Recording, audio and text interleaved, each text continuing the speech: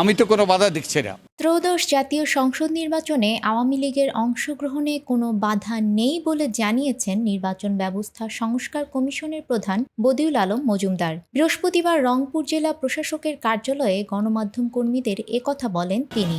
আমি তো কোনো বাধা দেখছি না। বদিউল আলম বলেন, সকল রাজনৈতিক দলের অংশগ্রহণে এবারের নির্বাচন উৎসবমুখর হবে। এজন্য রাজনৈতিক দলগুলোকে কোনো ধরনের বাধা দেয়া হবে না।